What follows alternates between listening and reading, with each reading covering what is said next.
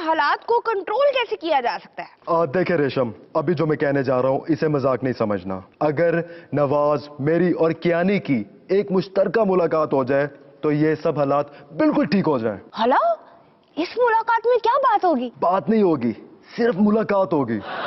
तो फिर उससे हालात कैसे ठीक होंगे? यही तो प्लान है कि बदअमनी पैदा करने वाले अनासर ये समझेंगे कि हम तीनों में कोई बात हुई, अंडरस्टैंडिंग हो गई है, इसलिए वो मुतात रहेंगे। कौन सा?